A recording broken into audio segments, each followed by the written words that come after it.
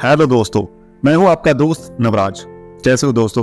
I hope कि आप अच्छे होंगे। दोस्तों, आज की कहानी एक ऐसे आदमी की है जिसको समाज ने अपने जीवन की रक्षा के लिए भगवान का दर्जा दिया, लेकिन वो इंसान मौत का सौदागर निकला, जिसको आज तक का सबसे खतरनाक सीरियल किलर माना जाता है। दोस्तों, कहानी शुरू करने से पहले मैं आपसे रिक्वेस्ट करता हूं, अगर आप मेरे चैनल पे पहली बार आए हो, यानी कि ये वीडियो पहली बार देख रहे हो, तो प्लीज मेरे चैनल को सब्सक्राइब कर लें और बेल आइकन को प्रेस कर लें ताकि आने वाली वीडियोस के बारे में आपको पता चलता रहे। दोस्तों, आज की इस कहानी में हम एक ऐसे डॉक्टर के बारे में बात करने वाले हैं जिन्होंने अपने मरीजों का विश्वास जीतकर उनको मौत के घाट उतार दिया। दोस्तों, उस डॉक्टर को डॉक्टर डेथ के नाम पे भी जाना जाता है।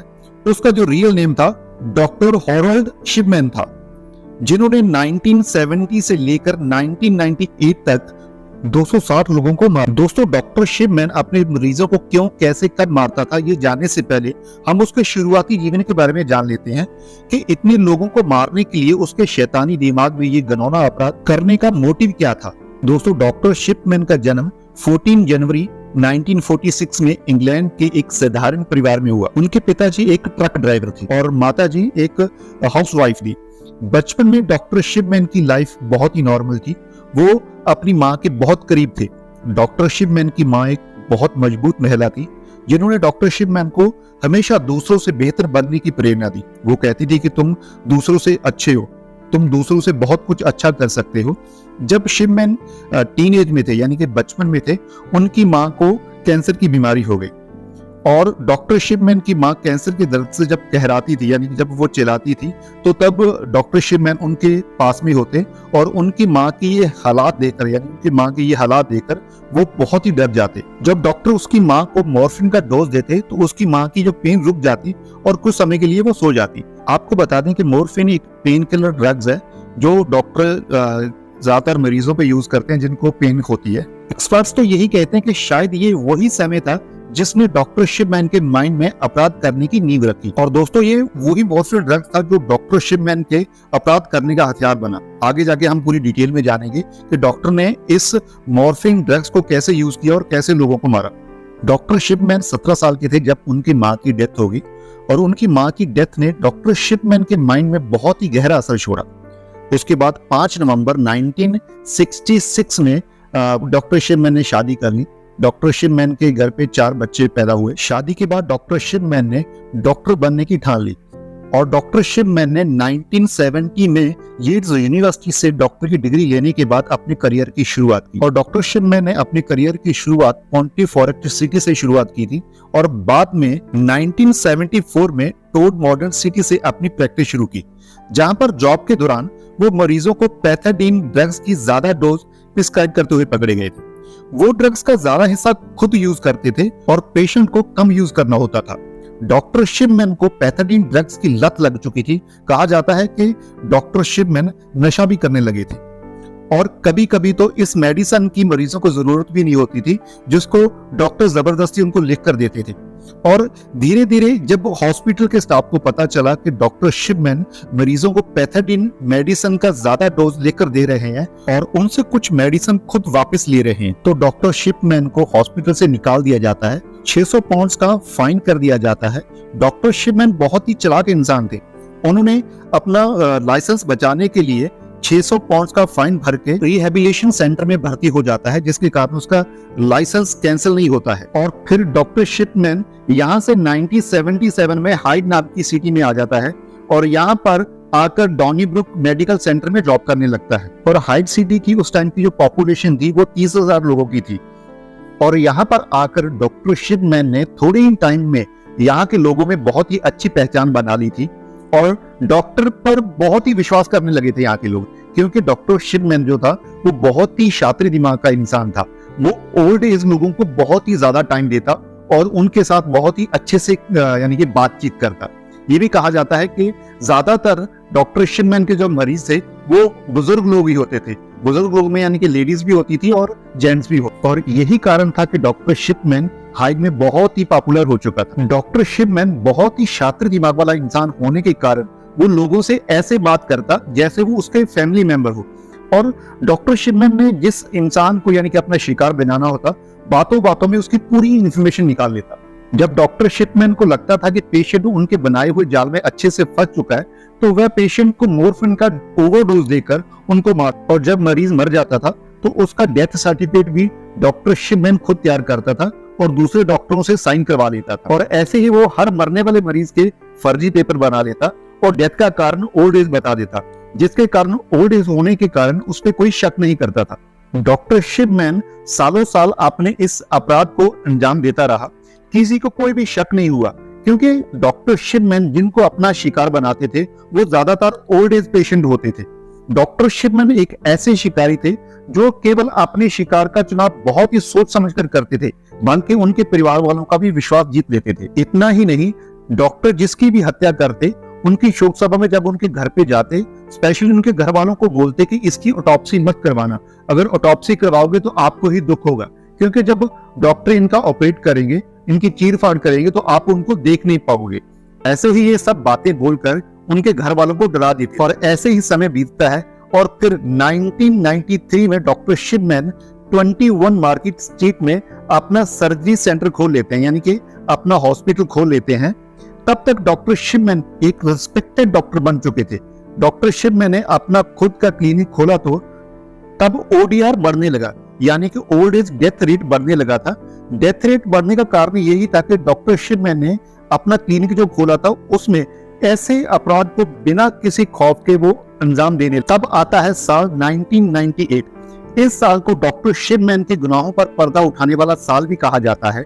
मार्च 1998 में पहली बार किसी ने डॉक्टर शिपमैन के खिलाफ उनके गुनाहों से पर्दा उठाने का कदम उठाया था। वो थी डॉक्टर लिंडा रेनॉल्ड्स, जो ब्रुक सर्जरी में ही जॉब कर रही थी, जो सर्जरी सेंटर डॉक्टर शिपमैन के क्लिनिक के पास में ही था। उन्होंने डॉक्टर शिपमैन के मरीजों की ज्यादा मरने की गिनती पर सवाल उठाना शुरू कर दिया।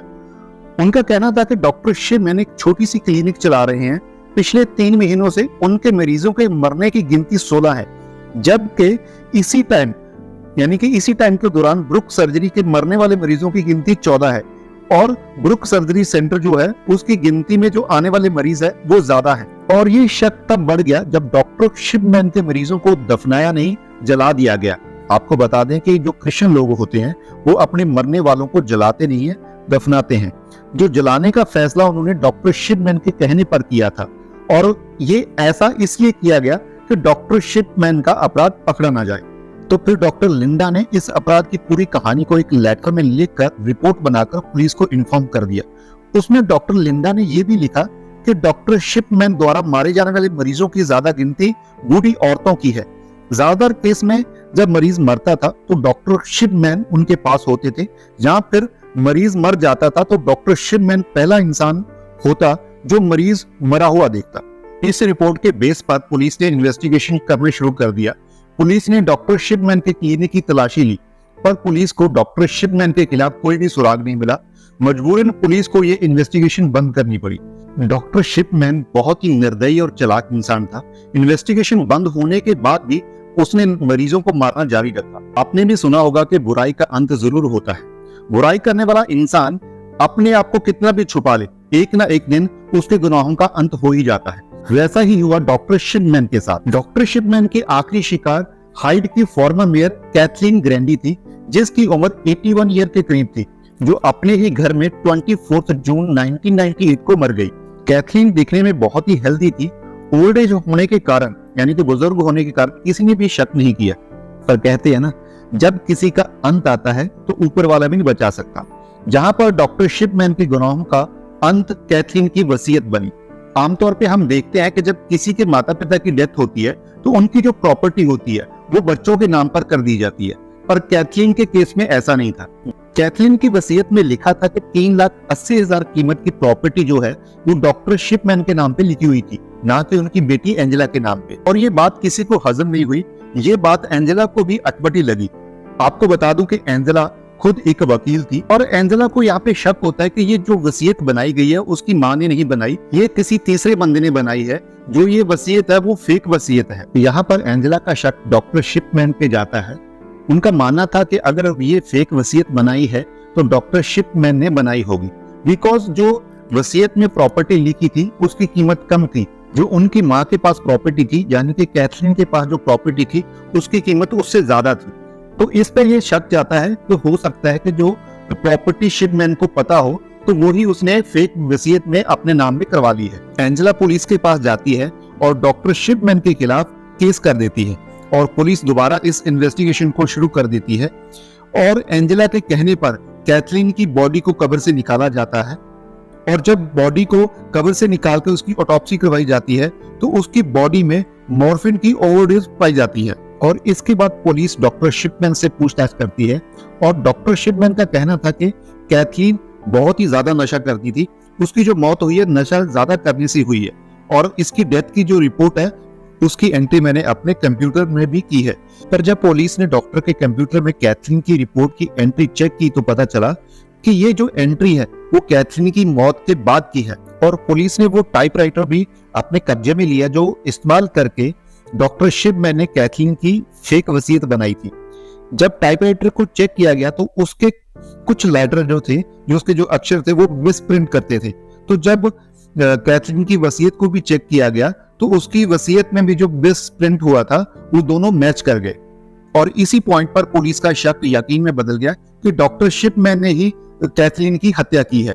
जब पुलिस की सारी इन्वेस्टिगेशन में डॉक्टर शिपमैन को दोषी पाया गया तो पुलिस ने 7 सितंबर 1998 को डॉक्टर शिपमैन को गिरफ्तार कर लिया। जब डॉक्टर शिपमैन की गिरफ्तारी हुई तो ये बात आग की तरह पूरे हाइड में फैल गई और लोगों के पैरों के नीचे जमीन निकल गई और लोग हैरान थे कि डॉक्टर शिपमैन भी ऐसी बात कर सकते हैं, यानी कि डॉक्टर शिपमैन भी ऐसी हत्याएं कर सकते हैं।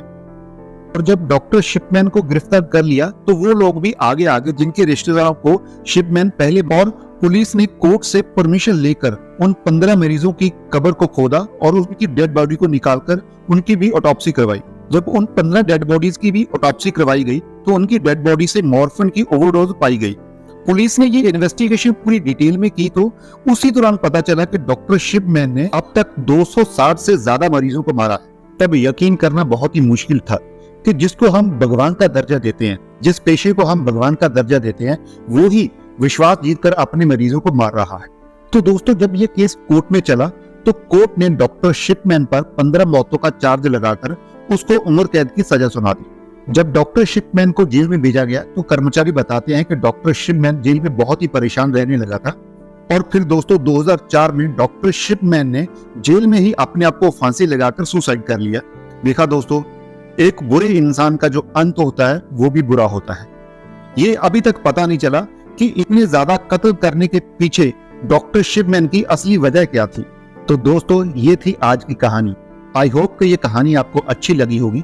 और हाँ दोस्तों, मैं आपको बता दूं, ये जो कहानी है मैंने अलग अलग जो इंटरनेट, टीवी या न्यूज़पेपर के माध्यम से इनको इकट्ठा किया है। मेरा सिर्फ यही पर्पस है कि आपको अवेयर करना, आपको एजुकेट करना। और हाँ दोस्तों, अगर अभी तक आपने मेरे चैनल को सब्सक्राइब नहीं किया तो प्लीज मेरे चैनल को सब्सक्राइब कर लें और बेल आइकॉन को प्रेस कर लें ताकि आने वाली स्टोरी के बारे में आपको पता चलता रहे। और हाँ दोस्तों, प्लीज सावधान रहें, सतर्क रहें, अपना और अपनी फैमिली का ध्यान रखें। जय श्री राम, जय।